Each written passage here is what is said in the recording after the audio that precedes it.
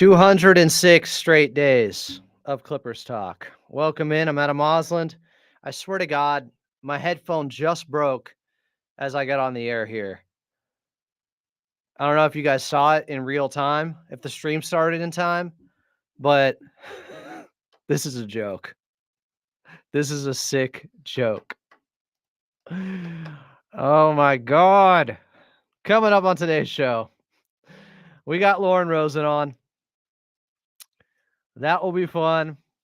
But I do want to start with practice audio from today. I think Lauren Rosen was there, so we'll hear her ask some questions, and then we'll get to her and talk about it as we get set for Game 5.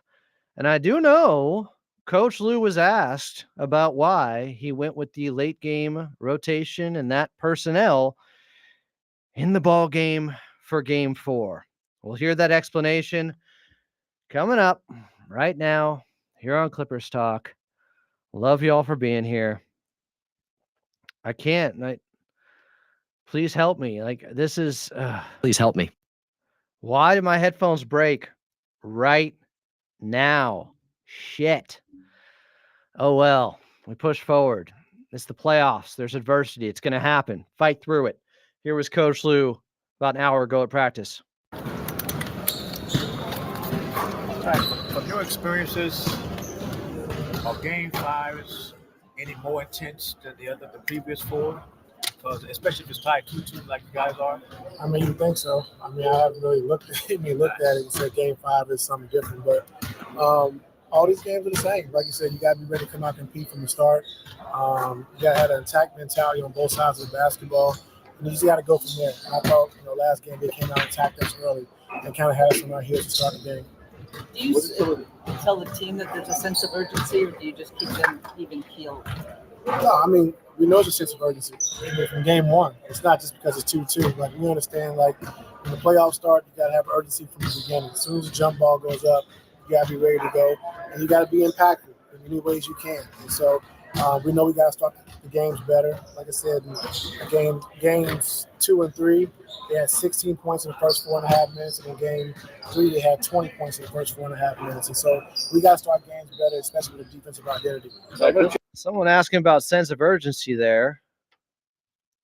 Maybe they were listening to Clippers talk recently, because I kind of went off yesterday about having more of a sense of urgency.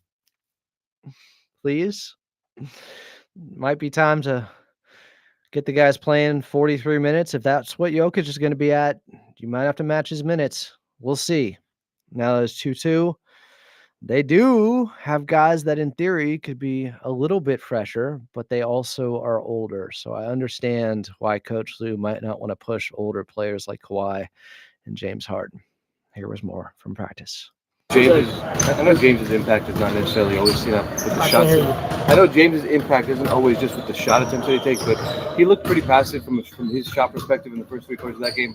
What did you notice about what they were doing? Was it more just on him trying to get guys involved? Yeah, I mean, they decided they're going to take James out of the series or try to take him out of the series. And James is a dynamic player, so he can beat you with the pass, he can beat you with his scoring. And so if they're going to do that, we just got to make the right play. We got to make the right play. We know what we should be doing, so we just got to go from there.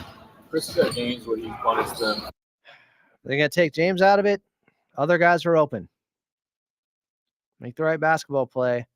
I do think at times you might have to force the issue. If they're doubling your stars, those are guys that you have to live with taking tough shots and making them sometimes. That's how this works. Too much is given, much is expected. Your star players have to perform at a high level if you're going to get out of this series. And James Harden taking 4 shots in the first half, to me, I still can't believe it. He ended up, by the end of this one, was he really at 5 shots? He took 1 shot in the second half? Is that accurate? 4 shots in the first half? I'm going to have to check another box score. This is still shocking. No, it can't be. It can't be. Wait a second. He made shots in the fourth quarter. So, yes, he attempted 4 shots in the first half. He was 2 of 4 in 18 minutes and 52 seconds. And by the end of the game, he was 5 of 11. Okay. So, yeah.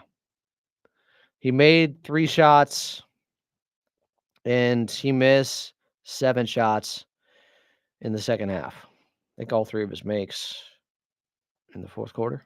For leaving them open, and there's been times where they've been funneling the ball and the shots haven't been going down. How do you weigh the balance between when he's not making shots, keeping him out there because of what he's able to do defensively, and then also just, kind of decided when it's time? Just seeing how we're playing defensively. Like, we have confidence he can make the shots, and if he's not, he brings more to the team, like you said, than just making shots. But if we're playing great defensively, they're not scoring either, and he's a big part of that.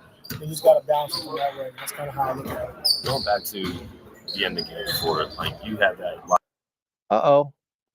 Law Murray, who I had on after game 4, I asked him, nobody asked Coach Lue about the personnel on the floor at the end of the game for defensive purposes, for rebounding purposes. And I asked Law if anybody asked. Nobody asked.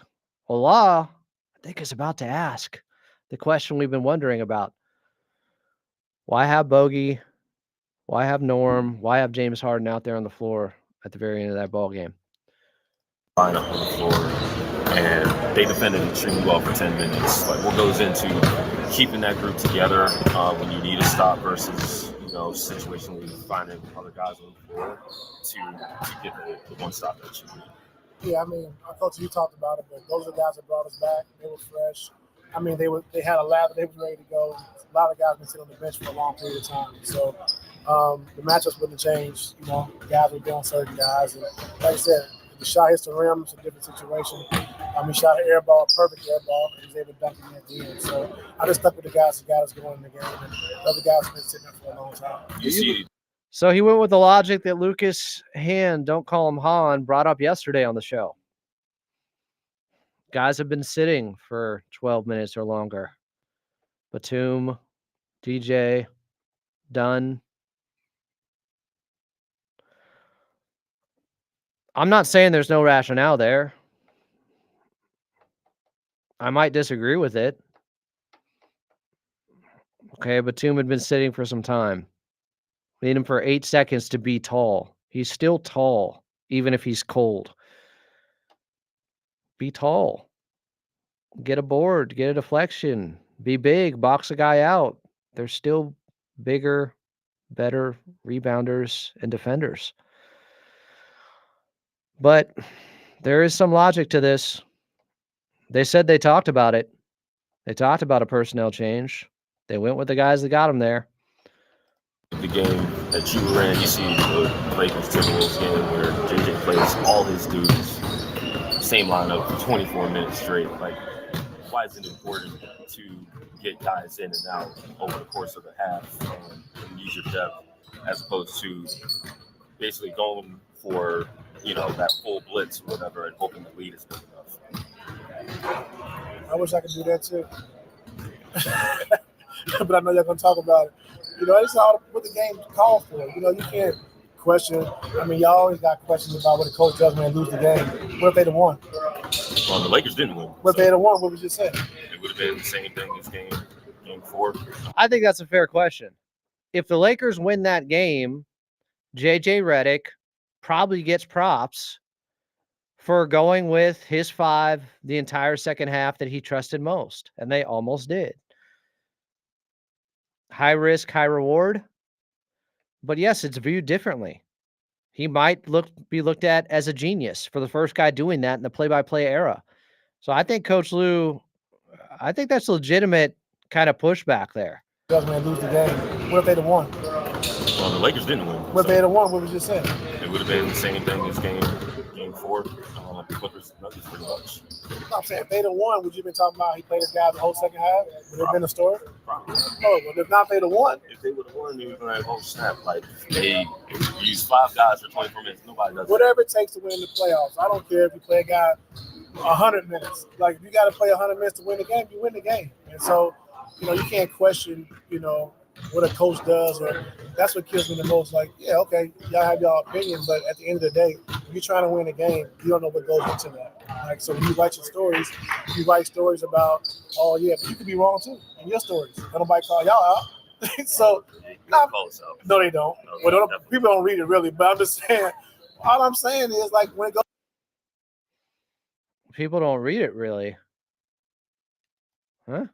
Yeah, okay, y'all have y'all opinion, but at the end of the day, if you're trying to win a game, you don't know what goes into that. Like, so when you write your stories, you write stories about, oh yeah, but you could be wrong too in your stories. Don't nobody call y'all out. So Close up. no, they don't. No, Well, definitely. people don't read it really, but I'm just saying. All I'm saying is like when it goes into win. Y'all were saying in here that Coach Lue might have taken a shot at Law. I don't know if that was one or a shot at the media in general, or they don't read it and understand it. What? Nobody does that. Whatever it takes to win the playoffs. I don't care if you play a guy 100 minutes. Like if you got to play 100 minutes to win the game, you win the game. And so, you can't question, what a coach does, or that's what kills me the most. Like, yeah, okay, y'all have y'all opinion, but at the end of the day, if you're trying to win a game, you don't know what goes into that. Like, so when you write your stories, you write stories about, oh yeah, but you could be wrong too in your stories. Don't nobody call y'all out. So Close up. no, they don't. No, Well, definitely. people don't read it really, but I'm just saying. All I'm saying is like when it goes. He and Law go back a ways. It didn't seem like Law took it some type of way there. But I don't know how else you're supposed to interpret that. Stories about, oh yeah, but you could be wrong too in your stories. Don't nobody call y'all out. So Close up. no, they don't. No, Well, definitely. people don't read it really, but I'm just saying. All I'm saying is like when it goes into win. Did Law say wow there? Did I hear that? All I'm saying is like when it goes into winning the game in the playoffs, you never know what you got to go through to get to that point. And so a coach guy does what he has to do to try to win the game, and that's it. And like making a big deal out of what guys play, you prepare for this moment to get to the playoffs, so you guys can play more minutes and do whatever it takes to win the game. I get ultimately it's up to the head coach, but yeah, writers, reporters, media, people are going to question stuff sometimes. I was kind of surprised by that answer from Coach Lue. Let's see if there's anything else here. I love Coach Lue. I love Law too. I don't love seeing this. In a low-paced game, like this series has been, like for example, from the 7-minute mark to the 2-minute mark, the Nuggets were able to use up like 45 seconds just rolling the ball up in total. Is that something you look at in such a low possession, low pace kind of Yeah, game? I mean that's why we was having Bodie get up the floor and try to, give him to pick the basketball up. And like you said, Jokic one of the smartest guys in this game. Just from that type of stuff, from sitting on the bench like he's coming in the game during timeout. So you look at who's in the game, he's not in the game, and all those little things. So that's why he's one of the best. Are those things you want to prevent from happening? Average triple-double in this playoff series. What do you do now? What do you do differently? You keep the same We'll game see. plan? We'll see. Yeah, we'll see. We'll see tomorrow. What does that entail? We'll see. We'll see. I guess he's got something up his sleeve. Another adjustment. We'll see. Same We'll game see. plan? We'll see. Yeah, we'll see. We'll see tomorrow. What does that entail? We'll see. We'll see. So to be clear, you referencing that final defensive possession. The reason why you didn't make a sub is because you felt the guys had been sitting too long. Yeah, I mean, I just thought the guys got us back in the game playing great defensively, and then at the end of the game, those guys were sitting for a while. And what would have been the difference? So Joey Lynn now follows up with the same question about the personnel late in the game. And nobody asked him after the game. Two people have asked him now at practice. This is interesting. What do you do differently? You keep the same We'll game see. plan? We'll see. Yeah, we'll see. We'll see tomorrow. What does that entail? We'll see. We'll see. So to be clear, you referencing that final defensive possession. The reason why you didn't make a sub is because you felt the guys had been sitting too long. Yeah, I mean, I just thought the guys got us back in the game playing great defensively, and then at the end of the game, those guys were sitting for a while. And what would have been the difference?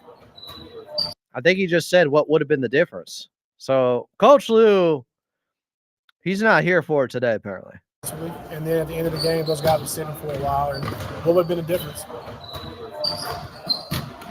You shot every ball, you dunked it in. Yeah, no, I was just making sure that's what you were saying. Yes, that's what I said. I mean, what would have been the difference is maybe Aaron Gordon is boxed out. If there's a bigger guy there in front of him or someone who had better positioning. I love Coach Lue. But I think there was an obvious answer there. Like, look, it's the playoffs. People are fired up. The questions have to be asked. Coach Lue, maybe not liking the questions today. I'm glad they asked him. You shot every ball, you dunked it in. Yeah, no, I was just making sure that's what you were saying. Yes, that's what I said. So Joey Lynn, he asked him. More from Coach Lue. So that thing where they waste clock, is that something you have emphasized to the guys to pressure up more? I know guys might We be did tired. during the game, like we tried to do that, yeah. I mean, you said often that you don't want guys to get bored with success or the process. What, especially coming off of this practice here, like what gives you the confidence that they finally have that message and can get 2 more wins in the series? They understand what we need to do. I think we've had slippage, especially paying so much attention to Jokic. So when you're paying a lot of attention to him, we kind of lose sight of the other guys, that things we want to take away. So a lot of slippage on how we want to guard certain players and certain things we want to do. And like I said, Brown got, I think, 12 layups or 12 shots in the paint last night. So we understand that he's going to run the floor. We understand he's going to cut. And those are things we got to do a better job of taking away. Can this game this series get any more chippy than it was with the technical fouls on Yeah, you can get more chippy. You cool with that? This series get any more chippy than it was with the technical fouls on Yeah, you can get more chippy. He can get more chippy. You cool with that? I'm cool with it. The guys cool with that? You gotta ask them. The thing is, what I thought was good, no one got kicked out. Yeah. They were rejected from the game. Right. Referees, they understand. Wait a second. With the technical fouls on Yeah, you can get more chippy. You cool with that? I'm cool with it. The guys cool with that? You gotta ask them. I'm cool with it. Are the guys cool with it? You got to ask them. The thing is, what I thought was good, no one got kicked out. Yeah. They were rejected from the game. Right. Referees, they understand what's at stake too. Yeah, they did a good job. I mean, it's going in the playoffs. There's going to be some scuffles. There's going to be some, some pushing, some shoving, and the guys are competing. They want it so bad, And so I don't think anybody should get thrown out for that. Just because you're competing. And if you haven't done anything to hurt another player, you should be fine. You shouldn't be thrown out again. Boston said their guys been getting hurt. Who got hurt? AG got hurt. Rest of the game. Do you have to kind of remind the guys though? I can't hear you. You have to kind of remind the guys though. With how that altercation went, there could have been some ejections. Like remind them that hey, like the game is obviously more important than any kind of little physical altercation. No. You have to remind them. In the playoffs, like I tell you, whatever it takes to win the game, man. And guys are competing at a high level. And like I said, when you get to this point in the season, yeah. No, I didn't tell the guys nothing. Just play basketball. Thank you. Y'all have a good day. Yeah, I don't think Coach Lue was in a great mood today. It happens. It's the playoffs. Everybody's a little bit testy, fired up. Here's Ivica Zubac and then Lauren Rosen. How you doing? Great.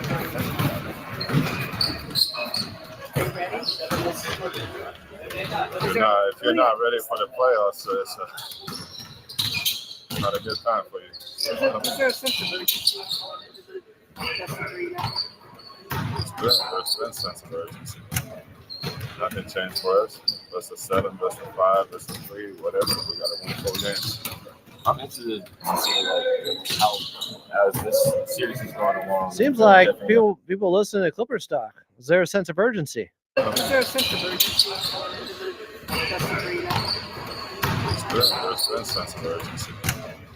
Nothing changed for us. Best of 7, best of 5, best of 3, whatever. We got to win 4 games. I'm interested to see how as this series is going along. We've been with Jeffrey Dunleavy all season. How has he been different at this time of the year compared to when he was establishing this defense in training camp and when he had to manage the regular season? I don't know. He went to another level. He's treating every game like it's playoffs. So he just went to next level of lockdown. So I think I read that the winner of Game 5, when it's tied 2-2, has won the series something like 87% of the time. What does that mean to you guys going into this, knowing that's? So it means that it's an important game. Every one of them is important, but you're going back. in a mini series of best of 3, you for sure want to get the next one. So you want to get a game 5 for sure. It's a very important game. But I've been in a series where we were 2-2, we lost game 5, and we still came back and won at 7. So you just got to win 2. Is there a sense of maybe just calmness among the team, given that there's a lot of veterans in this team and you kind of know how you want to attack them and how they're going to attack you? I mean, I don't know what to do. I mean, I don't know how other guys feel. I feel calm. I feel pretty good about it. When we go out there, I think everyone knows what they're supposed to do in every situation, and there's no I don't know. There's you know what you got to do. It's not complicated. You got to go out there, play super hard, execute, communicate, and it'll be good. Yeah, at least in film studies, though. What's the general? I said at least in like your film studies or get-togethers, like what's the general vibe of the team after game 4? We know how to play this team. We know we beat them twice. We know how to play this team. We beat them twice. We know what it's going to take, and just making sure we're locked into our coverages, that we know what we're doing every possessions. You know, they made some adjustments. They did some stuff differently. We went over that, and vibe is pretty good. Vibe is pretty good. They made some adjustments. When they went over that stuff, they changed some things in game 4. You adjust back. New wrinkles from both sides. With Jokic averaging a triple-double, how do you guys not get discouraged from trying to slow him down? Don't get bored with the process. You know, it's what he does. It's what he's been doing for years now, and he averaged triple-double for the regular season. So it's what they do. What he does. That's how they play, and that's it. You shouldn't be discouraged by looking at the other players' stats. You should be discouraged if you're down 20 or something like that. Like, you shouldn't be discouraged. He got a triple-double, and the score is good for us. So we're focused on winning. So we're not looking at the other players' stats and being discouraged by them. When he starts playing faster, We're not looking at other players' stats and being discouraged by them. it just feels like he's more intent on getting into the paint, getting buckets, driving hard. Jokic was definitely more intent on getting into the paint. Like, how do you react to that? Like, how do you kind of counter his aggression level noticeably increasing over the course of a game? I feel like it's been aggressive from game 1, from the first possession. I don't think much changed for me.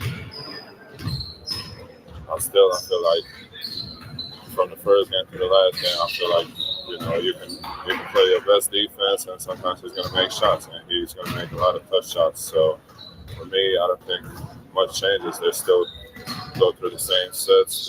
They run the same stuff for him. It's just about making it as hard as possible, as tough as possible for him, and trying to make him miss. He's a great player, one of the all-time greats. So he's going to make some tough shots. So when he is more aggressive looking to get his own shot like he was in that third quarter, for example, I know you guys have talked about timing on some doubles and stuff like that. Does it change things when he's quicker to his actions and getting more in the restricted area trying to score? I mean, for sure.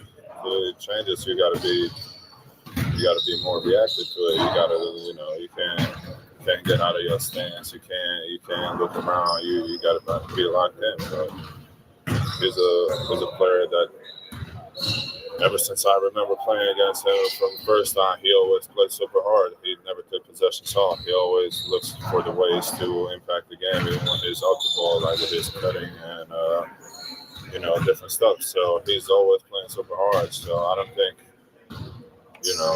much changes. You got to be locked in every possession. You got to try to match his physicality, and you got to play as hard as him. Thanks. Yep. All right, there was a Ivica Zubac. We just heard from Coach Lue at practice. Got a little bit combative with Law Murray. It's that time of the year. People are irritated. They're probably tired of answering the same questions at this point. They're probably tired. I know they're tired of playing the Denver Nuggets at this point. But that was definitely a little bit of a back and forth with Coach Lue and Law. I don't even know if it's a back and forth. Law didn't fire back or anything when Coach Lue made that one comment. It's just, it is what it is right now. I hate saying that, but it's the playoffs. Everybody's a little bit more on edge. You can feel it. There's tension in the air. It's a 2-2 series. It's the premier series of the first round with Game 5 tomorrow in Denver. And yeah, people are feeling the pressure. Even if it's a Zubac, I'm not saying he came across at all as irritable, but for his standard, he's usually smiling a little bit more, giving longer answers. Yeah, Zu's the best. He's probably my favorite Clipper currently. Pat Bev before him. Now Pat Bev is his biggest fan, and I'm Big Zu's biggest fan too. Of course, you guys know that here. We'll have Lauren Rosen on in just moments. If the Clippers lost this series, should Ty be fired? No. He just got a new contract extension. I do think there would be criticism. I do think that would happen. But if you lose to Nikola Jokic, the best player in the world, I don't think there's shame in that. Just how you've lost. These 2 losses leave something to be desired. Felt like very winnable games, but Denver can say the same thing in Game 2. It's a really close series. It's a 4-5 matchup for a reason. And you're taking on a team less than 2 years removed from winning the championship. Nobody said it was going to be easy. I picked Clippers in 6. All you guys had Clippers in 5 or thought it could be a sweep, some people said. I don't know what series or they thought they were getting, or if they knew who the Denver Nuggets were and just how good they are, just how good Nikola Jokic is. I still see some people in here being like, if Zu got the same foul calls, he'd be just as good as Jokic. It's like, getting more foul calls doesn't help him develop skill level wise to being able to shoot from the outside and become one of the best playmakers, not by position, just playmakers in general in NBA history. That's where Jokic is at. He's one of the great passers ever for any position. So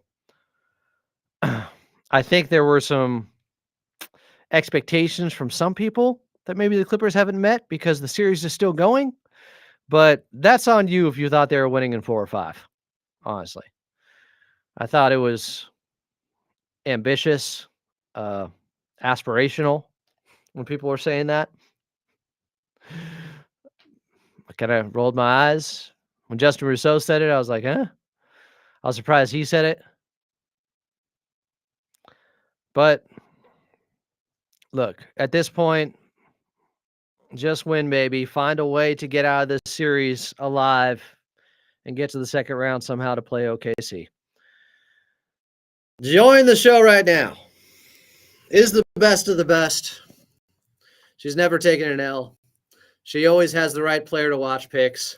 We're talking about Lauren Rosen, your courtside reporter. At Lauren Rosen is where you find her on social media platforms. And, of course, you find her once again here on Clippers Talk. Lauren, thanks for joining me once again on an off day of Clippers Talk. This is the best way to spend an off day, Adam. So happy to be here. What's going on? So I probably should have texted you this. You were at practice today, correct? Correct. Did you see the little back and forth with Coach Lue? No, I did not. Luckily for me, I have no comment on the matter. No, I was actually catching up with Norman Powell, and I'd be happy to share some of that, but I can't get you where you're going. Okay. It was a little bit combative. We can move past it, but Coach Lue was asked about the end of game lineup and not having some more bigs out there, and he said, and it makes sense, that he went with the guys who came back in that game, and the other guys like Batum or DJ or Chris Dunn that could have been out there had been sitting for a while, and they were cold. just your thoughts on the game-winning bucket from Aaron Gordon. Where were you when Aaron Gordon – I know where you were. But the craziness that ensued afterwards, I honestly thought – I was positive his fingers had to be on the basketball. But I think the NBA got it right. You can't overturn that. If they had called it, a no basket, I don't think they would have overturned that either. It was just that close. So to zoom out a little bit, I think, to zoom out to where I was in the tunnel, as you know, so I sort of had a different angle. I was very close to the action, unfortunately for me. And I think I saw what the refs ended up seeing, right? I did see the ball go through the rim, go through that exact line when it needed to. So I wasn't super surprised by the ultimate ruling. Having covered the teams that I've covered, for background, I was in Philadelphia for the last 6 seasons. I've seen a lot of crazy stuff in the playoffs. I've seen a lot of crazy ways to win games in the playoffs, including, but not limited to, a quadruple bounce from Kawhi Leonard, our very own. And what I saw was an evening where the basketball gods, for whatever reason, did not smile upon the Clippers. That being said, like I said, I'm going to zoom out, and my glass is always half full, Adam, as you know, and as the viewers, listeners, and chat also know. Hi, chat. I think that overall, when we look at the 4-game body of work, the Clippers have been the better team in most of all 4 games, right? You don't want to be 2-2 when you've been the better team for all 4 games. But understanding that there are 3 more chances, and by and large, the Nuggets have not had answers to the problems the Clippers pose.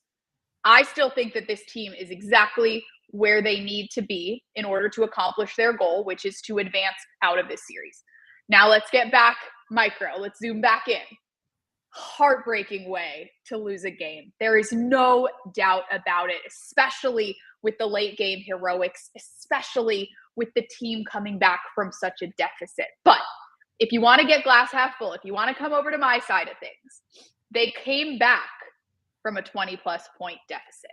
The Nuggets weren't able to do that when they faced one of those.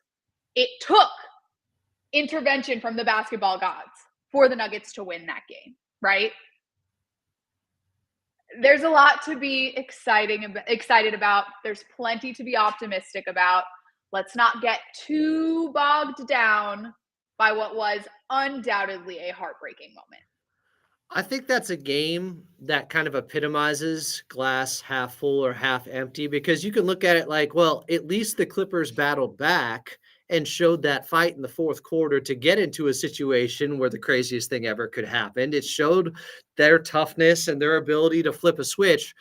And I think the pessimist might say, well, why did it take so long for them to click in? Did you notice anything early in that game? To me, they just looked a little bit more sluggish out there than game 3 to start. How did you see it? If anything, they had earned some confidence based on how games 1, 2, and 3 went, right? And I think that you can't simulate desperation. The Clippers were not desperate in the first half. You can try to simulate desperation. You can trigger it, right? And I think the first time that the Clippers felt desperate in that game was when they found themselves down 20 plus, and they were able to flip that switch, which again, glass half full, is a great thing to be able to do.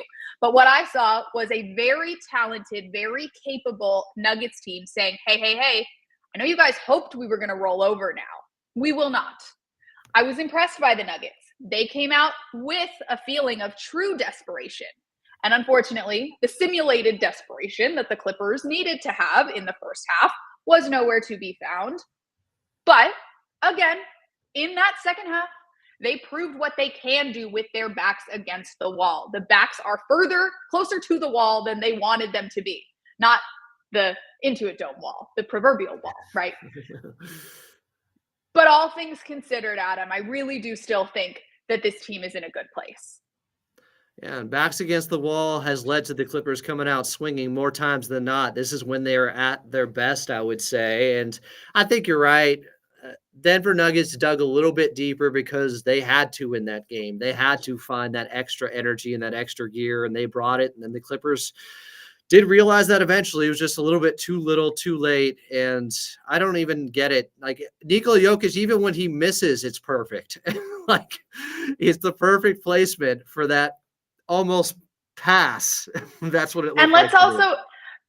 let's all remind ourselves who this opponent is, right? Like, the Clippers have done a great job in this series, but if you had told anyone in October, November, December, even January, that the Clippers and the Nuggets were going to face each other in the first round of the playoffs and that the Clippers would be favored, a lot of people wouldn't believe you based on who this opponent is.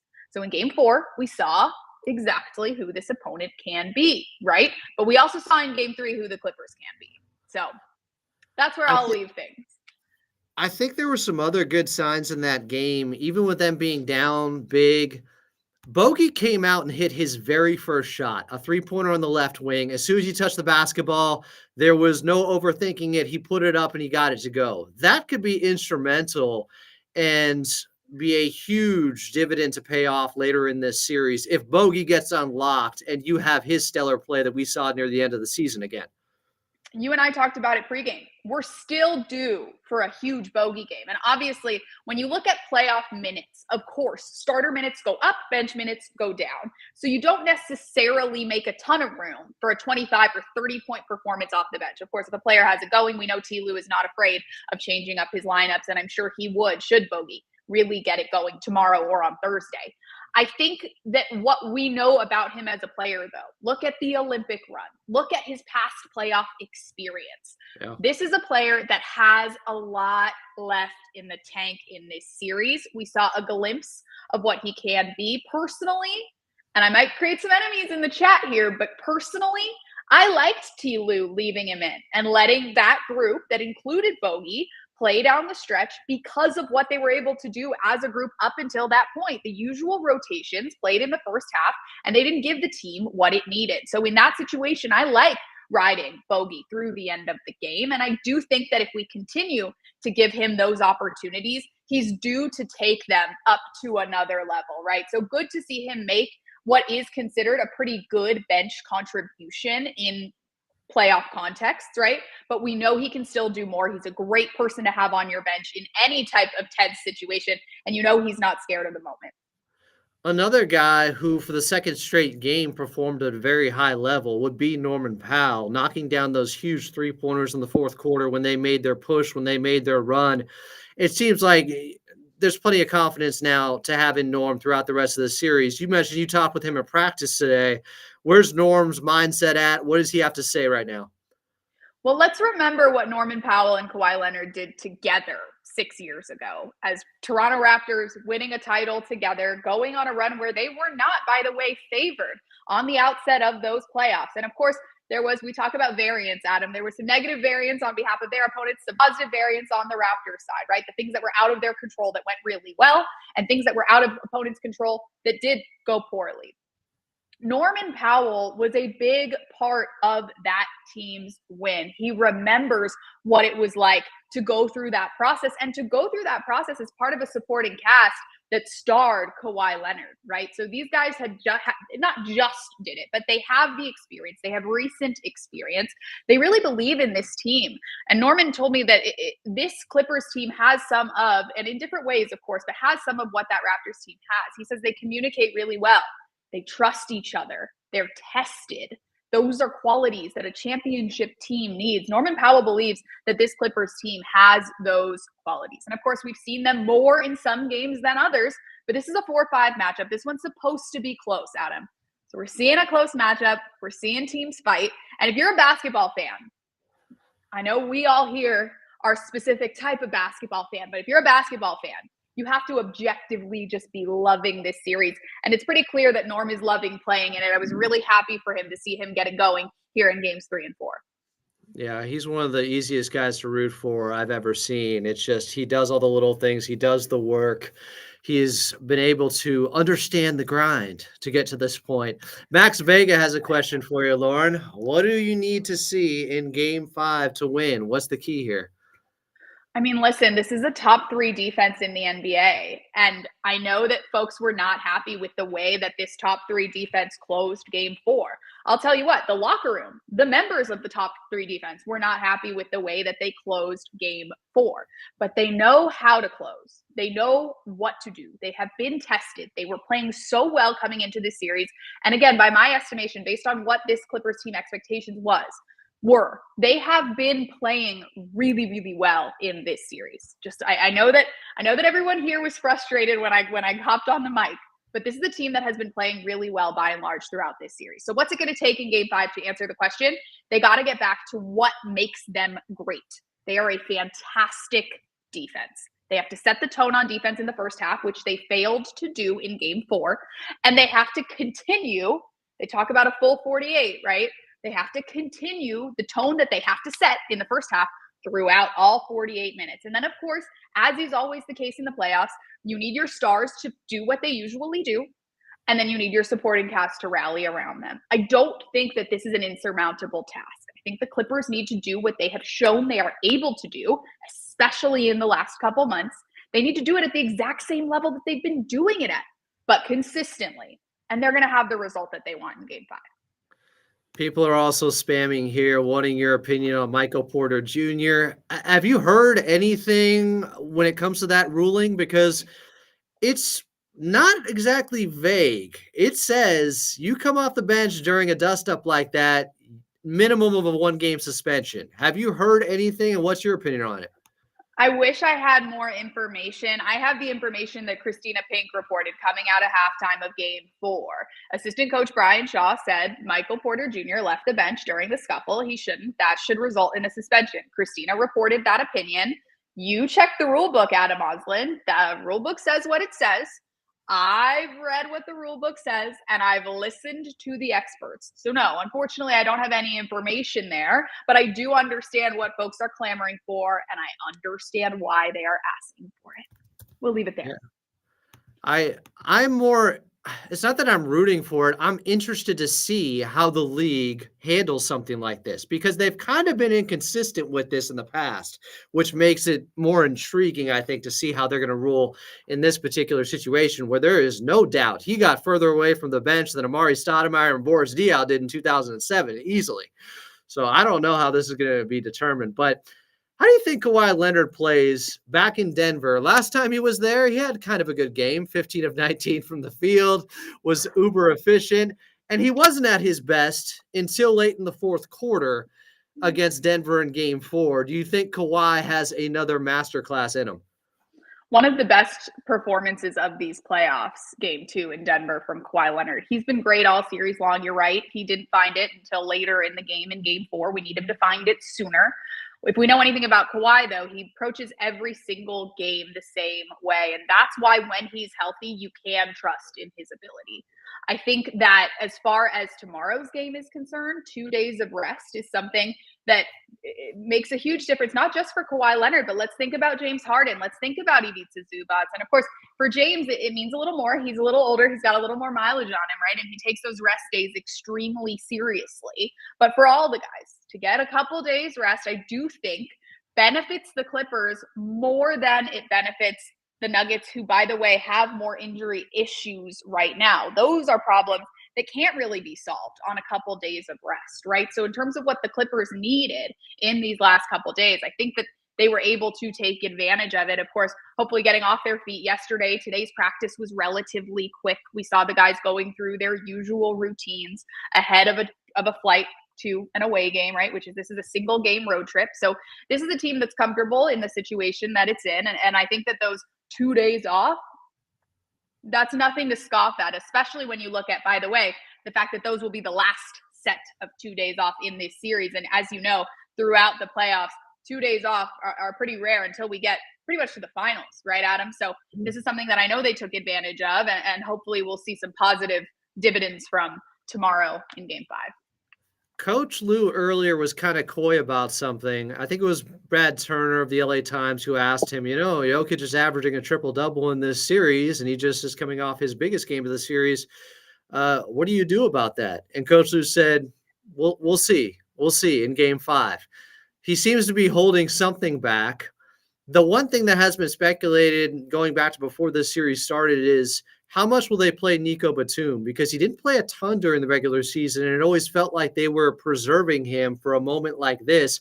I wonder if he plays more than 19 minutes in Game 5, and he could be the ace in the hole or secret weapon against somebody. Not that he can stop Nikola Jokic, but just another guy that can come out there and help and also isolate against him defensively. Do you expect Nico to maybe play more in Game 5? I think Nico and Bogey are interesting complements coming off the bench, right? You're going to need a big game from one of them, and you're going to need both of them to be solid. I think if we get this sort of explosive Bogdanovic game that we've been waiting for, you're not going to see quite as many minutes from anyone else off the bench, right? Because he's going to eat up what we already talked about is a much smaller supply of bench minutes that are even available. Barring an explosive Bogey game, which we're all hoping for, I do think that you could see more Batum. I think you could see an explosive Batum game. I think the benefit of this bench rotation is that they all do provide tremendous upside, and then it's all about the coaching staff making sure they're willing to trust whoever does come out better. But that 2 days off situation, it helps guys like Nico Batum, no doubt. What did you make And of... I'm not calling him old. I'm not calling any of them old. I just know... Never. As someone that's aging myself, 2 days off does wonders for the body. Happens to all of us, apparently. Nobody can stop it. Aside from the Michael Porter Jr. possible ruling, when you saw the little fight that broke out, how do you think that develops into the rest of the series with just these two teams being even more contentious as we go along here because guys are so sick and annoyed of having to play against each other for so long? It happens in every playoff series, but this one looks like it's going longer to 6 or 7 games, obviously. So these guys are really sick of each other.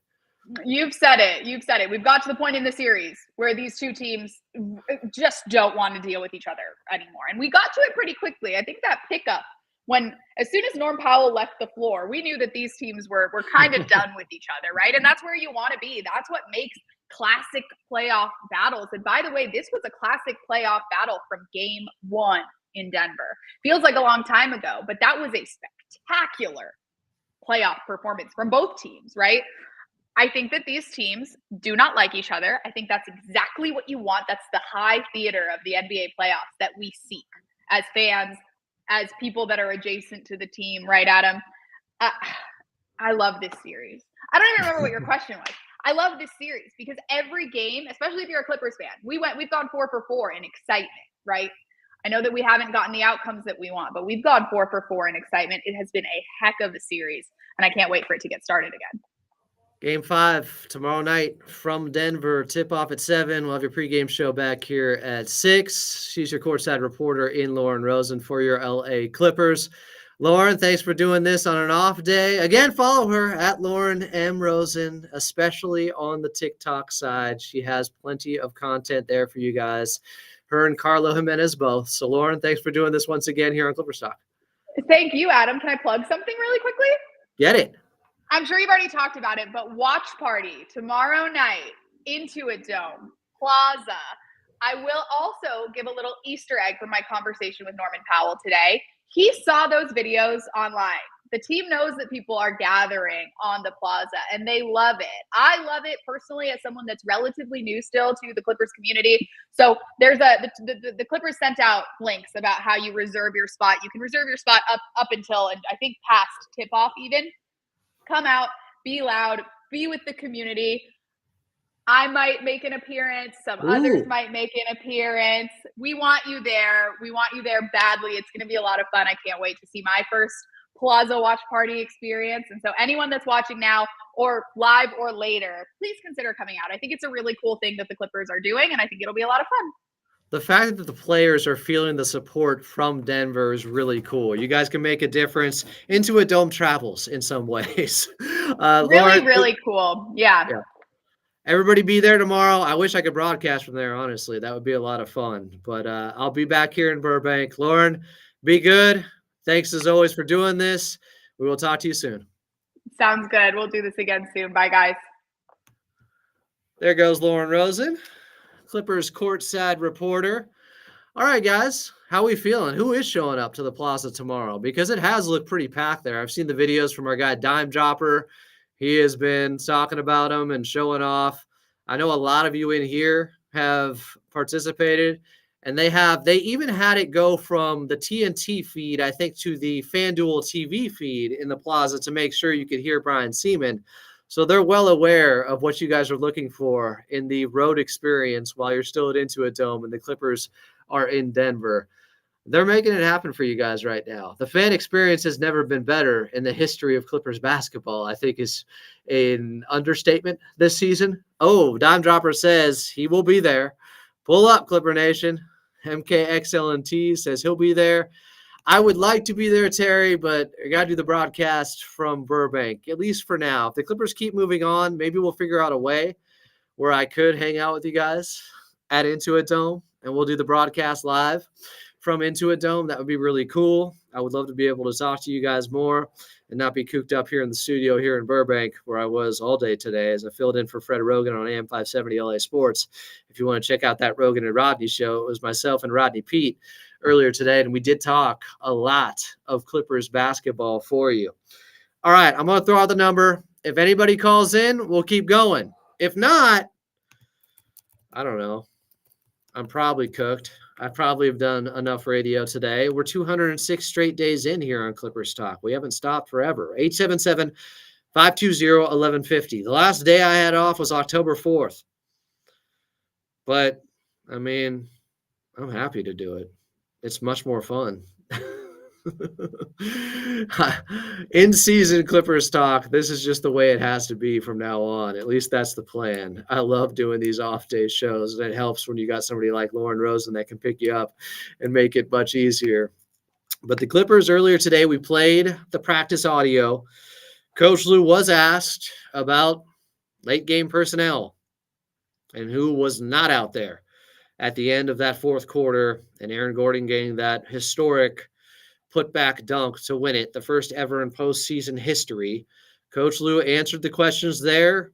He thought the guys who had been playing defense, and I think it's fair, the guys who had been playing defense in the fourth quarter, he kept out there.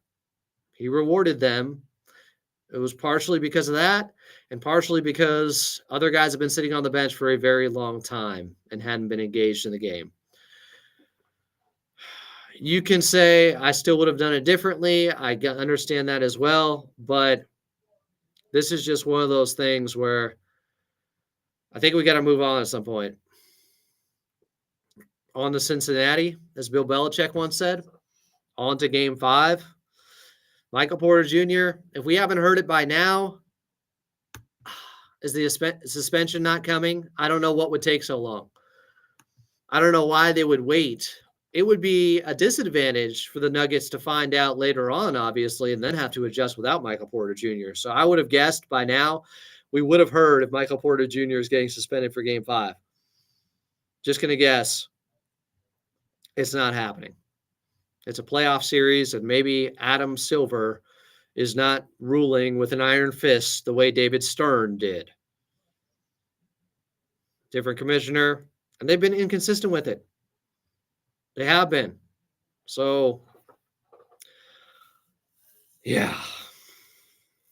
I honestly just want both teams at full health, full strength. Michael Porter Jr. is there or not, the Clippers have to find a way to win Game 5 because their best chance of winning this series is winning in 6. Having a win in a Game 7 on the road, Jeff Mockler talked about it last night. We did Eclipse and Dip. That's daunting. That's asking a lot.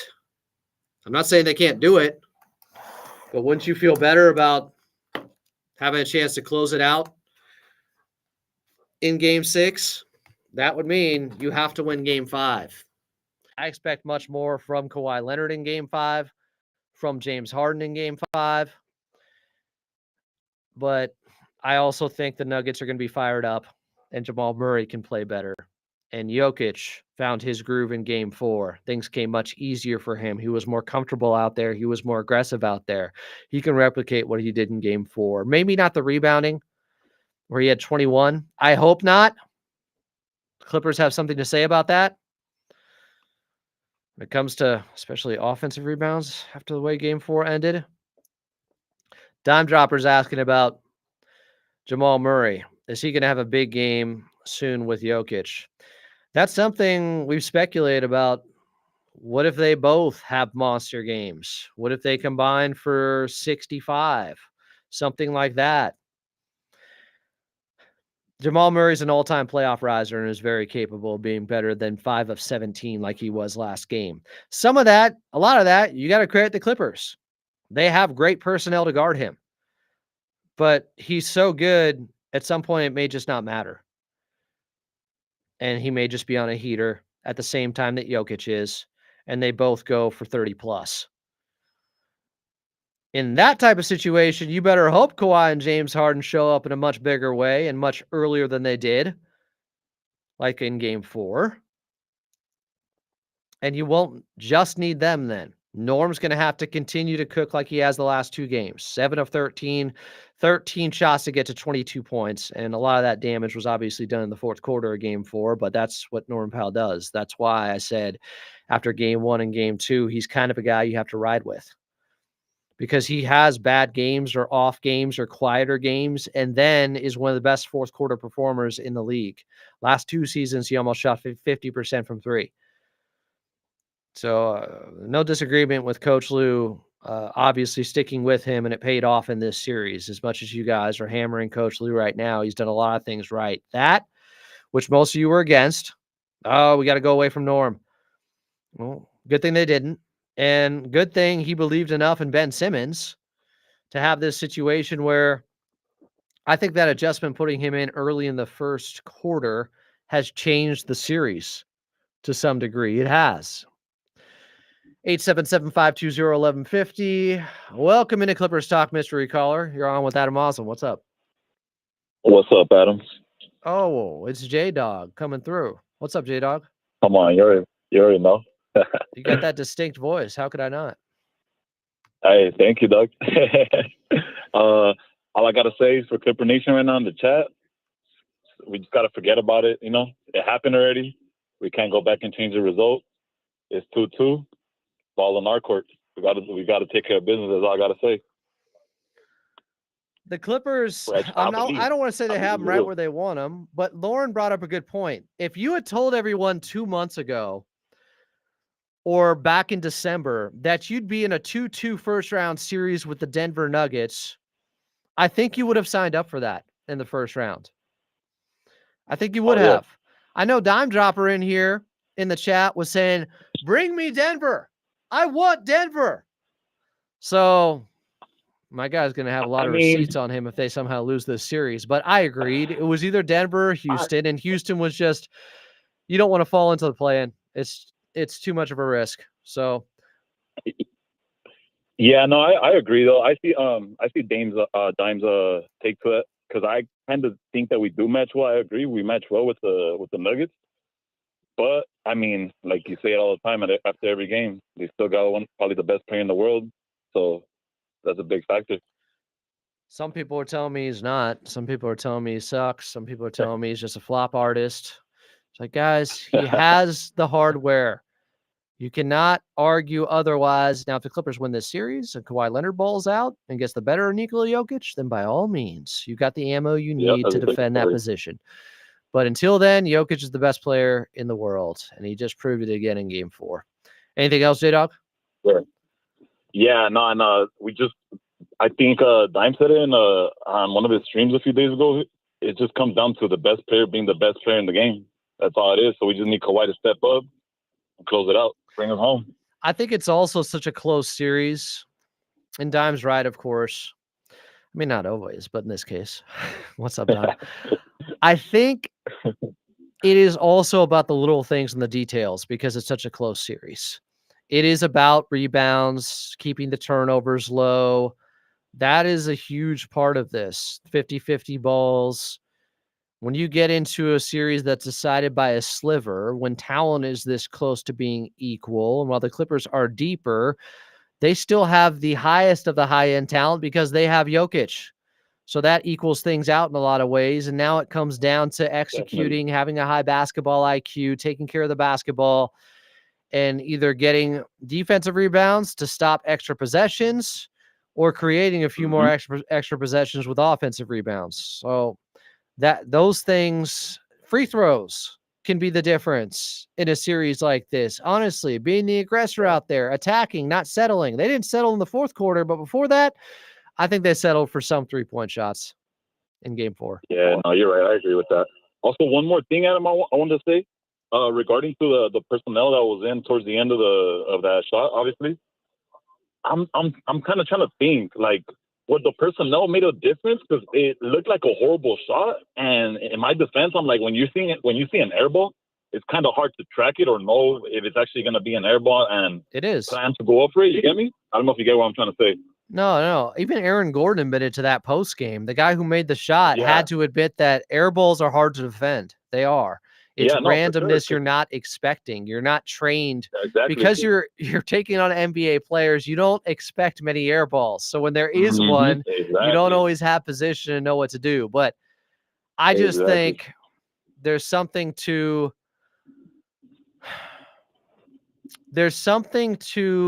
being preventative in those situations and just having who would be the most optimal guy, even if there is a random play like that. Would it be James Harden? Would it be Bogey? Would it be Norm? No. Even if it still happens, I'd rather have the best personnel possible to stop it out there.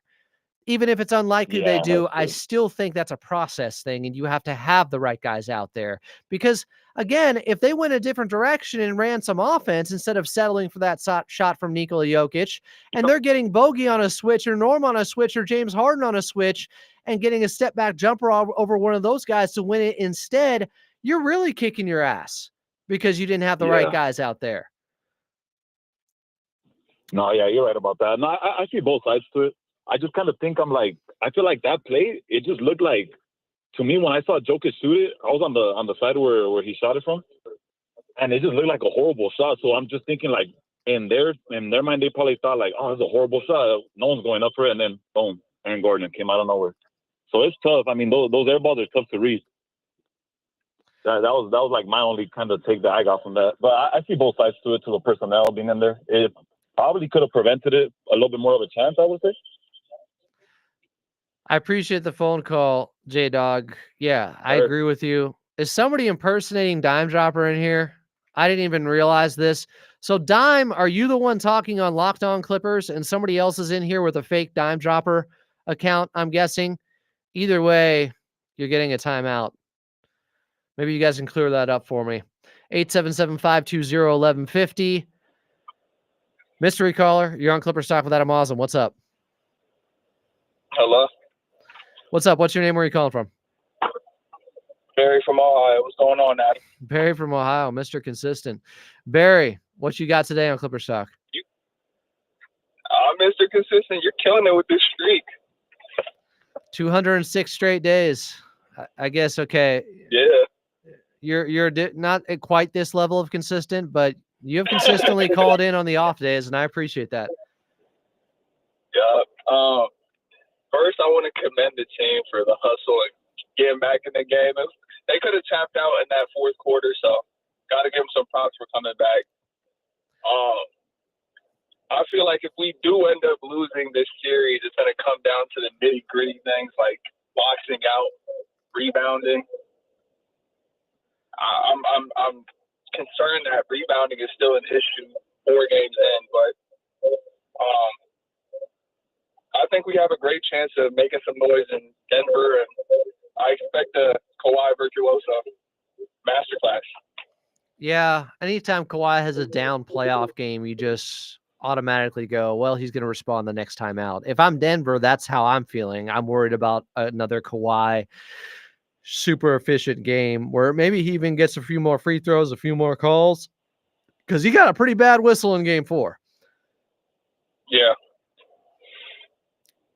About that, how do you feel about the free throw discrepancy in this series? I mean, we're still attacking the basket, and we're just not getting the same calls. I hate to be that fan, but it's kind of startling, you know? In game 3, the Clippers had the decisive free throw advantage. I think they got +8 there. In game 4, it was even. Both teams took 16 free throws. In the first 2 games in Denver, the Nuggets were +21. So overall, I think they're like a plus 12 or 13 in the series.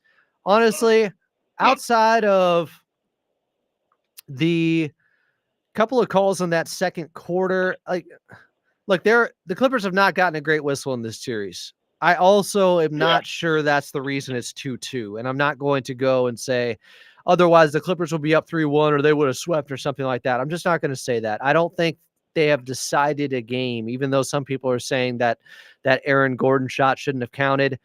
I said immediately on the air while it was happening with Carlo Jimenez that it's probably too close to overturn. Either way you call that, you're not overturning it. If they had said initially, if they had ruled his hand was on the basketball, I don't think they would have overturned it and said it was conclusive and definitive that his hands weren't on the basketball. Like, it's too difficult of a thing. It's too close to call. There's no way you're overturning that. You think we pull out something funky game 5, like switch the starting lineup or something? I don't know if they do it game 5. If they lose game 5, I could see them switching up the starting lineup. I do think there's a real chance that they take Dunn out for Batum, but I've been saying this since February. I've been saying lose ace in the hole is Nico Batum this season. If things get really tough, he's going to pull that lever and start Nico. And I think he would start him over Chris Dunn. Chris Dunn or Norm, more likely Chris Dunn. But that's if I think there's a better chance if Chris Dunn struggles in game 5 that he starts Batum in game 6. But remember, he put in Batum early in the second half for Chris Dunn in game 4. So I think that tells you all you need to know. The good thing is Bogey and Norm found their rhythm at home. So if they just shoot confidently, they don't even have to shoot as good as they were, but, close to that, I think we have a great chance of pulling through. I agree with you, Barry. Anything else? You got an X factor for tomorrow? My X factor for tomorrow, I'm going with Batum. All right, fair enough. Yeah, I'm going with Batum. I mean, you have a good one. All right, Barry, appreciate you, man. Who's this guy labeled sports and racist rants? Do I have to block him just for his name, or is he okay? People are saying if it's really you, Dime, get the call in. Okay, Dime, to be verified, he donated $1.99. Dime, my guy, I appreciate it.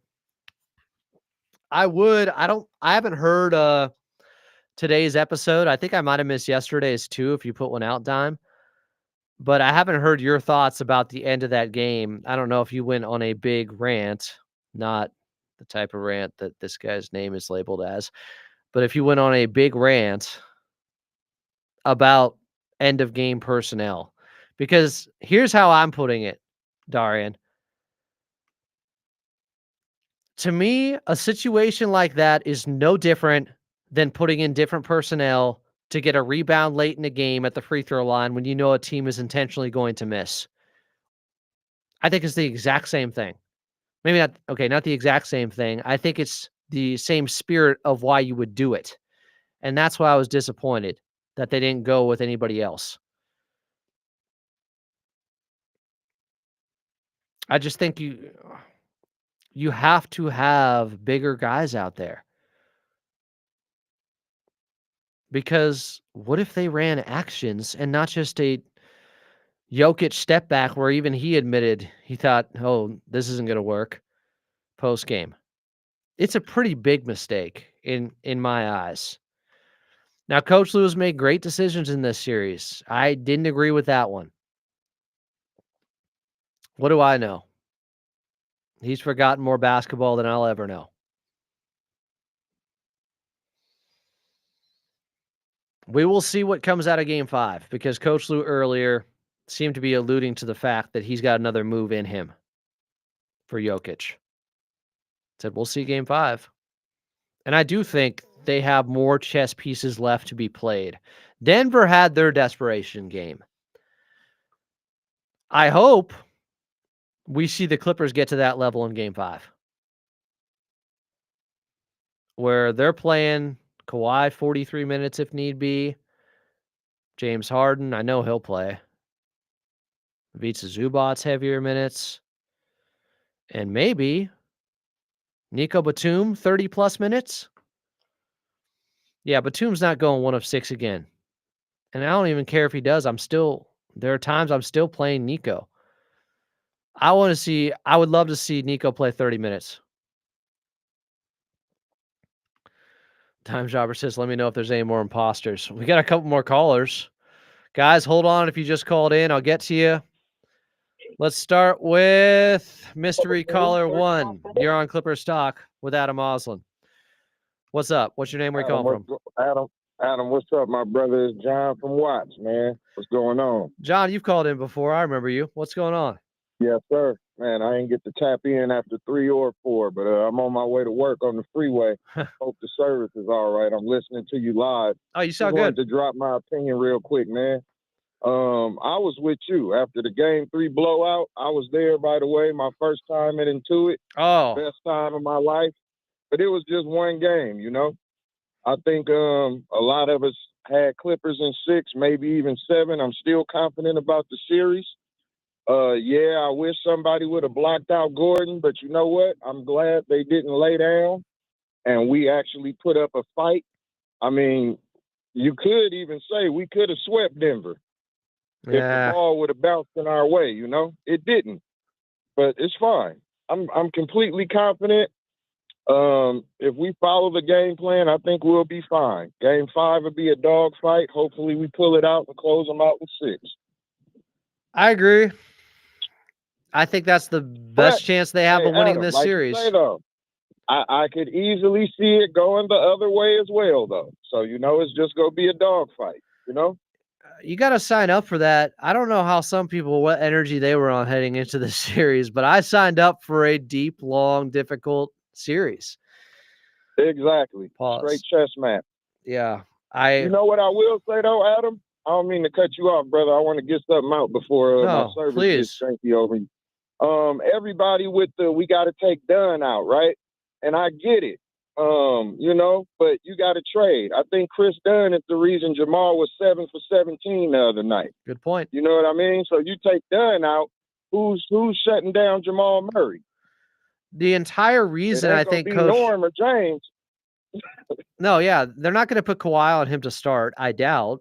I could be wrong about Definitely that. not. If they reach that level of desperation, I think it would be an elimination type game for Kawhi to start on Jamal, at least consistently go up against him in the first quarter. But it's a good point. And the same people that said you got to take Norm out after one game are now doing the same thing with Chris Dunn. Yeah.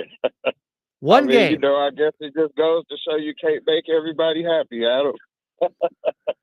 No, you can't. And the second guessing and Monday morning quarterbacking, it can be very aggravating. I think you guys first of all, Chris Dunn doesn't have bad games. He has bad offensive games. He doesn't have bad defensive games. There's a difference. Yeah, people don't understand basketball is a two-way sport. I'm so tired of players being given all these accolades because they could put the ball in the hoop. That's only half of the game. Let's not forget that. You're not wrong. You're not wrong. I mean, that's the pretty part of the game, but that's not what wins the game. Yeah, I like it, John. You saw that with the Lakers in Minnesota the other night. That was the only thing that kept me going after that Clippers loss, seeing the Lakers lose. Right. I'm a bad person. Man, I think we're going to be fine, though, Adam. I mean, yeah, me personally, the first thing I said when we came back from timeout was, why is Bogey and James on the floor? I would have tried to go with Ben, Batum, Kawhi, Zubac, and if not Dunn, maybe, you know, I don't know. But anybody but DJ. James and Bogey. Yeah, DJ, exactly. That's the defensive group. That's who I think they should have had. But, I mean, I agree with what Coach Lue said as well. You're talking about 5 guys that just brought us back from a 22-point lead in 7 minutes. You're not wrong. I mean- think that's a fair pushback from Coach Lue to say they were just playing defense because that's how we got back into the game. Those same guys that you don't want on the floor to close the game, we're just playing defense that got us back in the game. But Exactly. So how can you say, you know what I mean? So I get it, you know, but I was like you. I was very disappointed to see Bogey and James out there. Yeah. But at the end of the day, what are we talking about, Adam? Like you said, if it hits the rim, we may be having a whole nother different conversation. Still had to go win it in OT, but we had all the momentum and, you know, sometimes the basketball guys to make you pay. Truth be told, as much as I wanted us to, we didn't deserve to win that game. I agree. We played like bleep. They would have whole stole first that 3 game. quarters. That would have been considered a theft.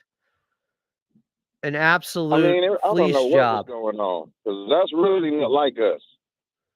Yeah, I hope they come out. Years ago, we hadn't wet the bed in a while. So You're right. It was uncharacteristic of the Clippers. So I expect them to be much better early and throughout for a consistent 48 minutes, as Lauren Rosen was talking about earlier.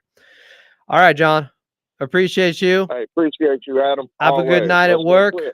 Always like your phone calls, sir. man. Thank you, sir. I appreciate that. You'll hear from me soon. Hey, one thing I want to say before I go. Yeah. Not looking for any sympathy. I went to Intuit Game 3, and then me and my homegirl got scammed for tickets for Game 4. So we didn't make it, but we'll be back in there for Game 6. Let's go Clips. I'm sorry you got scammed. I hope there's some recourse action you can take there, John. It happens nowadays, but I'm sorry. I'm sorry to hear that. 877-520-1150, mystery caller. You're on Clippers Talk with Adam Austin. Hey, this is Randy over in Riverside. Randy in Riverside. What's up? You're on Clippers Talk. What do you want to say? Hey, so just the Clipper Nation. I know it's kind of probably a 50-50 feel on a lot of people. I know it took the wind out of the sails, but I think one thing that I like to take away from it is we've consistently been close in all of our losses, and that gives me hope with the game 3 blowout. Is that we just got to carry that energy going into Denver of just we cannot let them get a big lead like that again. That's the only thing that gets me worried. Yeah. Outside of that, we've shown that every loss that we've had is right there. Whereas at least we have a blowout over them. We know we can do it. We just got to keep a 10-digit lead or a 2-digit lead for the most of the game, and I think that we'd be all right. I like that. I agree with you. I do think that says something about this series, that the only blowout has been in the Clippers' favor. Right. And And I think that we show fight. That's all. Like past years of Clippers, we're notorious for the opposite, getting a 20-point lead and then blowing it. And the culture has changed, I feel, to where we're coming back, and it's actually becoming more like consistent. So I'm hoping that stays that way. I mean, they do have the most 20-point comebacks in the NBA the last 5-6 years, but I agree with your overall sentiment. Yeah. They've definitely blown some games in past years.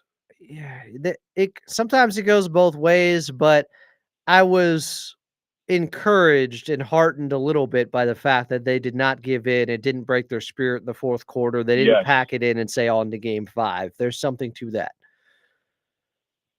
So, Adam, I got a question then. In that last play, do you put Kawhi somewhere else? No. I don't think Kawhi was the problem because he came over for the late double once he sniffed out that Jokic wasn't passing the basketball. He left Jamal Murray. I'm fine with that part of it. But if your 2 biggest guys on the floor and your 2 best rebounders on the floor are that far away, I think that means your personnel has to be better for guys who are going to box out underneath the basket. Yeah. That's my thing. I just see that as situational basketball, and just the same thing when you sub in guys for one game situation late where somebody's going to intentionally miss a free throw or is at the free throw line, and just in case they miss, you need to have rebounders there. I see it the same way. Yeah, the only thing that I got really loud at the TV, it just feels like the pass and dunk it's becoming something we jokingly lose to. It's Aiton all over again. So I hope that we can tighten that part up and not. I know that we've been doing a decent job against Gordon, but I think he's going to be, unfortunately, the problem in Denver. He's going to be a problem. They're going to have more spirit and more energy because of what happened in Game 4. So you have to be ready for that. You get down early, 100%. well, that might be the way Denver has a blowout type of victory over the Clippers. Yeah, that's what I mean. We got to just keep it close, keep it single digits going into however long we can keep it for, and we just got to keep it close. I'm with you, Randy. Appreciate the phone call, my friend. Thanks for calling in the Clipper Stock. All right, Adam. All right, brother. Be good. Before we get out of here, a phone call to close things out from Michigan. That would be Clavon. Clavon, do this the right way. Lift our spirits right now so we're feeling good heading into Game 5. Oh, wait. Back one more giz in. Right here at Clippers Talk with Big Adam. Shout out to my boy J-Dog and my man from Watson, Ohio. Y'all have some great calls. I like what y'all put through. Yo, man, Adam, you've been doing it big. Keep it going. Hey, I'm going to tell you like this. I don't regret what Ty Lue did, because the Bible says that great men are not always wise. But one thing a wise man does is he learns from any mistakes that he may have made. This is necessary adjustment. Look at everybody looking all down. Oh, man, don't get me wrong. I was heated. I was like, what the fuck? I didn't even argue it, because once Aaron Gordon did that shit, I was like, look, man, give it to him. Give it to him. Go ahead and make it shit. Hey, I love it. I'm with Lauren, what she was saying. Lauren's so fine, too, by the way. But on some real business, man, let me tell you something. When I saw that go down, I was like, man, yo, we got the best playoff series, dog. What you saying, man? This is what we need to see. Hey, man, I would have left Bogey and them out there, too. How you think Bogey going to get his playoff legs? Yo, you think he didn't go home and was feeling like, damn. Yo, every one of them that was in, they had their head down for a second in that locker room, just for a second. Let me tell you the difference, man. All right, when you hear LeBron James speak, especially when Westbrook was on the team, Westbrook said, hey, let's just go out there and have fun. We just want to go out there and have fun. Man, LeBron James looked at him like he had two heads and shit. But then when you hear Kawhi Leonard and you hear James Harden constantly say that, what was Kawhi telling Bogey on the sidelines a couple games ago? Hey, man, just have fun. Go out there and have fun. Play, have fun. That's what it's about. See, these veterans, they comprehend that. They are like, oh, man, since y'all, they want everybody to panic and shit. This ain't the time to panic. You know what I'm saying? Right now, you keep a cool head when you're a veteran. Yeah, we could have did this. We could have did that. And now Pee Wee Herman could have been in the NBA or something crazy. You can sit here and talk about what it could have been. You know what I'm saying? But what it is right now is a great time to develop. Man, what you think happened? I bet you $5. Bogey went back and he started working on that confidence he had, because let me tell you something. When Bogey gets started out there, he's going to be able to step in him and Powell going back and forth. Yo, our bench numbers are going to build. Don't trip. Don't even trip. This is what we got, though. We got some weapons on our side. And I'm always tell Ben, put that shit up, Ben. Because when it happens, everybody going to look goofy as hell. And I'm going to be the one sitting there right there with that shit eating grin on my face. You dig? Because it's nothing. It's nothing. Great men are not always wise, but they learn from their mistakes. And what you see out there on that floor is a lot of veterans that ain't even tripping. I looked at that play. I looked at the practice footage too, right before you came on. As a matter of fact, I was looking at it and I was listening to Tyronn Lue say what he said to Law Murray and stuff. But see, they can do that. See, they've been around each other all season. So no, they've been around each other for years. I don't think either guy is taking it personally. I don't know how Law took it, but I think that shows the rapport they have, and Coach Lue might have Right. just been giving him a hard time because Yeah. they're close enough. They've had these interactions over the years for so long. That's right, man. That's that big brother, little brother. Because, in all actuality, you do have hardcore fans that's going to read what he puts down, and then you're going to have the other half. A lot of people that's not no real fans, and they just like, they're not going to see what he put down. So what he said was true. The majority, all they doing is just looking at ESPN and summing shit up. Like, I know what's going on because I heard Stephen A., you know what I'm saying, I heard him say this and that. Now I know what's going on. I'm all plugged in. But then when you're a real fan and you come to Clippers talk, or you look at what you know what I'm saying, these valid individuals like Law Murray put down, then you get a better understanding of what's going on. You know what I'm saying? So, big ups for what Law did and the question that he asked a hard question. And yeah, man, you can't imagine what Tyronn Lue going through. Because, man, shit, out there at Clipper Stadium, he probably got an earful when he got back into the back office. So we got to always consider that. What's going on, you? Oh, Steve Ballmer's head was all red and shit. You know what I'm saying? He still loves Ty Lue. You know what I'm saying? That's that father-son relationship. But at the same time, when you put that flame under somebody, you got to expect a reaction to happen, a chemical reaction. And I think what we have seen is what we needed to see, because I'm going to always talk about this being divine intervention. Because, look, I'm already looking ahead. We got this series. Whether we get it or not, in reality, I don't give a damn. We got this series. Wait. Wait. They're winning whether they win it or not? No, I see it as winning. I said whether it happens or not in reality, you know what I'm saying? Shit, in my mind, in my Clippers world, in my head, I already see us having this game.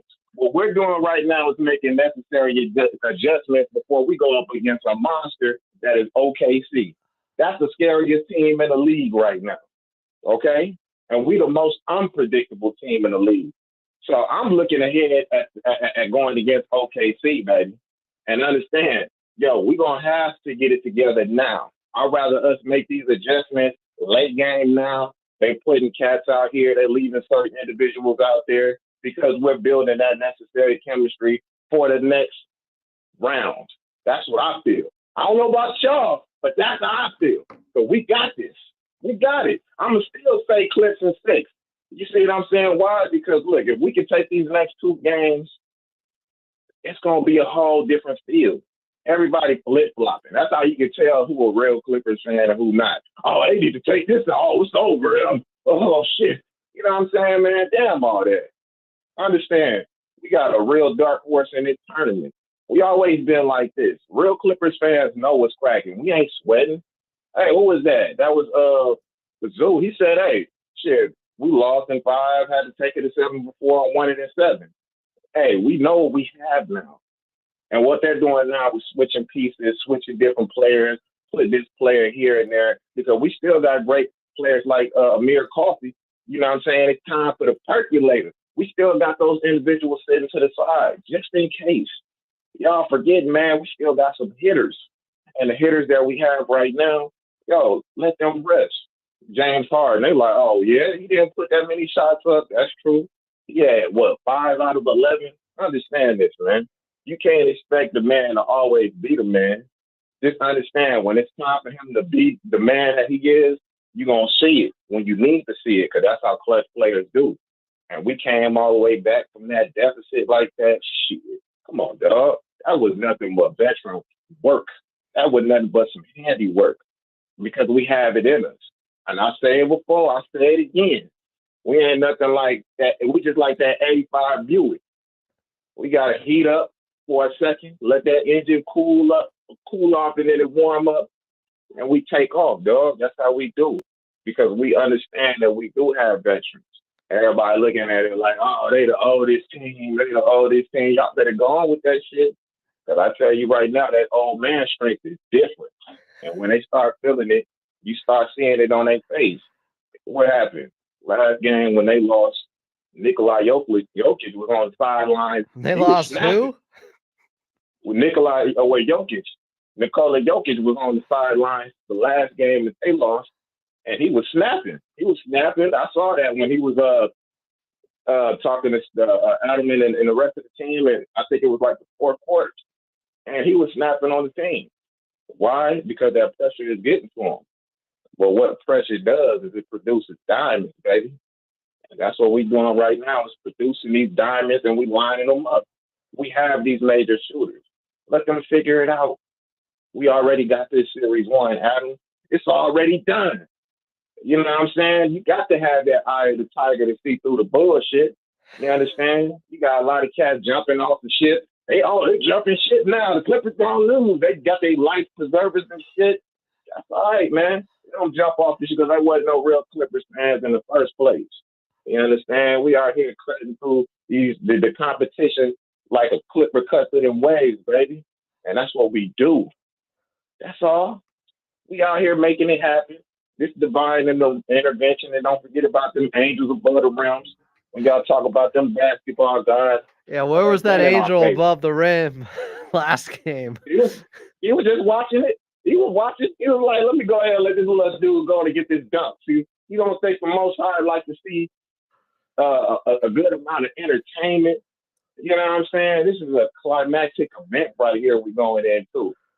Hey, the Angels love to see some drama too.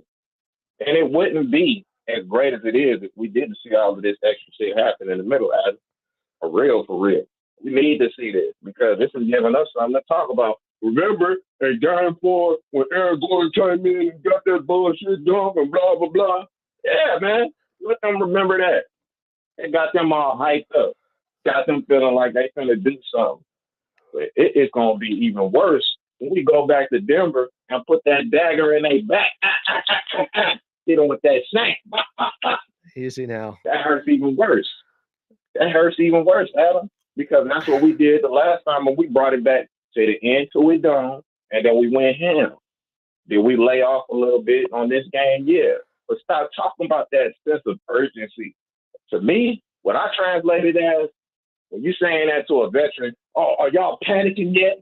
Y'all scared and trying to take it out with McCarthy's and getting all worked up? No, man. They ain't tripping. We love to see them cool. Powell, everybody, they got a cool, calm head. And I think that we should go ahead and take some kind of confidence in that. They're not tripping. They're not worried. Because when cats start getting fearful, the first thing fear does is spread like a plague, man. And then it goes all the way down from the head to the tail. And then next you know it, you have a whole bunch of infighting, cats fighting over some bullshit and tripping. And that has issues, unnecessary issues that's added to the calculation. They got a cool head. They ain't no young team. They ain't out here just getting scared and tripping and shit and getting mad at each other. Next you know they fighting in the locker room and on the sidelines. They some real professionals, man. You got real championship caliber players, something we haven't had in a long time on the Clippers. And now that we have it, man, you mean to tell me everybody asking if they worried and all of this? Please, man. We're going to go out there and show you another master class. Why? Because they having fun first. They always saying that, man, go out there. Kawhi Leonard always saying that as the team captain. We're going to go out there, we're going to have fun, we're going to play the game. Man, come on, dog. That's what I want to hear. I don't want to hear, man, we just got to play better and then everybody get the blame and shit on each other. Man, damn that. That's not what we do. All right, we are accepting Clippers Nation, and we comprehend what we have. Look, the pieces that we have, this is our first playoff. These new pieces that we have. So it's going to be some filling out here and there. You know what I'm saying? But understand, the end product is going to be glorious. So get your head off the ground, Clippers Nation. A hell of a pause. We ain't finna play around. I had to. That's that. I had to build the drama. I had to build that anticipation, Adam. Yeah. You had to put that pause in there. Pause. All right? But y'all, get your head off the ground.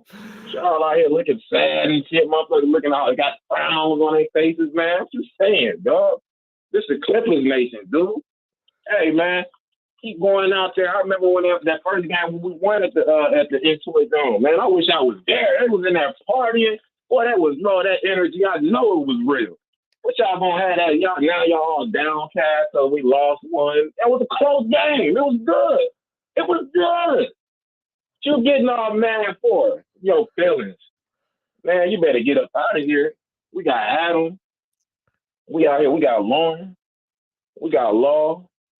Come on, man. We got a mad lineup on both ends. And I listen to these other teams. I look at them and shit. And I was glad to see the Lakers lose. Woo! Oh, yeah. I was glad to see it. With them mustard yellow jerseys, I was glad to see that. I ain't going to hold you up. Cause my nephew and my two nephews, they going for the Lakers. So I'm like, man, shit, we just looking at each other's games to see who lose. And I feel good about that. Hey, Anthony Edwards, y'all keep giving them that business, man. Get them up out of here, bro. You know what I'm saying? All that Luka Doncic, Stuka Duka. I'm going to start calling him Duka Doncic. You know what I'm saying? Hey, man, I don't even want to hear that. Off of that weird trade that they did. One of the weirdest trades in history, and y'all still get eliminated the first round. Boy, that'll be beautiful. All right, Clavon. 1 minute. Clippers motivational speech before Game 5. Let's do it. Clippers Nation, can you hear me? We're going to pass out from all the cheering that we finna do. We're finna go out there and support the Clippers, and we're going to leave the other team with all them zippers, because we're going to cut them up. They're going to zip them up, because guess what? We're going to cut that ass in half like a clipper cut through waves, because that's what we do in these dark days. Don't get your feelings hurt. Because at the end of the day, we're working with some real veterans. Let them call us some old ninjas. But what you got right here is some real antique, fine gold, 18-karat gold, 24-karat gold players. Y'all go support the Clippers Nation, because it's that eye of the tiger. I don't know the rest of the song, but damn it, and we fight to the end. The tiger. All right, the tiger, baby. Let's get it, Clippers Nation. Appreciate you, Adam. I'll be back. There it goes. Clavon with the Terminator outro. I'll be back. I hope that's what's going to happen with Kawhi tomorrow. Back in Terminator mode for Game 5. I think we're hyped now. Pre-game. Let me make sure if I got this right. Did I yesterday? I think, yeah. Pre-game at 6. Tip-off at 7. Game 5 from Ball Arena. Clippers and Denver Nuggets. The all-important Game 5. Yeah, whoever wins Game 5 likely is winning the series. All right. Appreciate you all. Just to let you know how committed I am to the cause, as we're 206 days in straight of Clippers talk. And just to let you know how much I love doing it. Today was my birthday, and I was still here for you guys. The streak will not stop. Love you all. Talk to you tomorrow at 6.